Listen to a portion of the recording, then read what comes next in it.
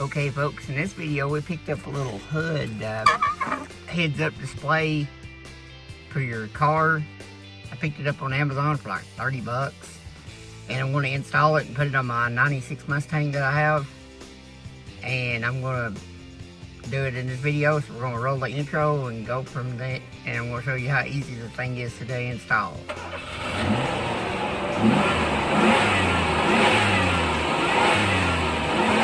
Pieces is a piece that attaches to the windshield, and you can see there that if I can get my big hand out of the way, you can see there where it clips on, and it's got this little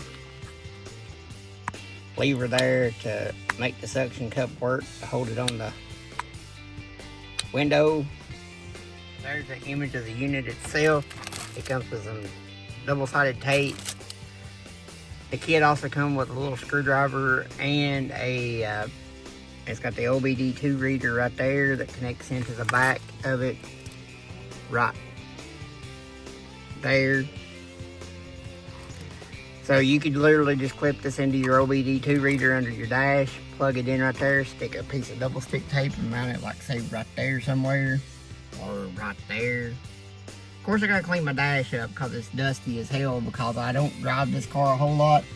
But I'm starting to spend money on this car more because this car pulled me out of a sling when my truck tore up back last summer. And I'm going to show this car a lot more love in upcoming videos. But we're going to install this here thing. I'm going to cut away and I'm going to hook this thing up to the OBD2 reader, slap a piece of double stick tape on the dash and mount it up. And we'll get this thing started up. We'll go through it and figure out how that it works.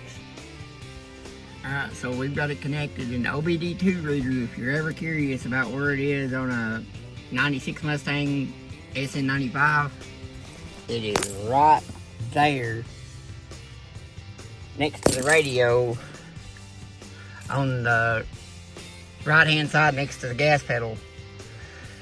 Now, I do know in 97 up, they were supposed to have relocated OBD2 reader to the passenger side next to the fuse panel.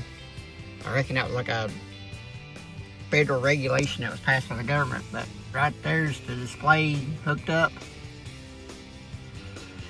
Unfortunately, my battery is down right now, so I'm going to have to hook jumper cables up to this thing and hook it up to something and jump it off and start it up and run it. But I'm just going to conclude with, it's a 5-minute install at most. And I can't wait to try it out and see how it does. Mainly because my bolts and my temperature gauge don't work. Or my oil pressure gauge works. My volt gauge works sometimes. It's hit or miss. But my temperature gauge doesn't work at all in this car. So that's the main reason why I bought this. So hopefully it will be able to read my temperature so I wouldn't have to be guessing on whether I was running hot or not. Because all summer long while I was driving this thing, I was like, oh man, am I overheating or not? Because I had no way of knowing. And if I don't decide to switch motors in this thing, I might put a new AC compressor and fix the air conditioner on this car. If that'd be something y'all would be interested in watching, comment below. But I do know we're going to be putting a new thermostat sensor on it. And it's got a low battery thing, which means that the battery's low in the car. Alright, so you just seen that happen yourselves. So I'm going to cut this video off right here. And the kids are about to get home from school. Hope you enjoyed. It's a little different than some of the stuff that I normally do because it's kind of like a product review. But honestly, I think I'm going to like it. So I'm going to just cut it off right here and check out one of my next video, or check out one of my other videos. Last weekend, or the weekend before last, we went to a mini truck, or not a mini truck, but a motocross.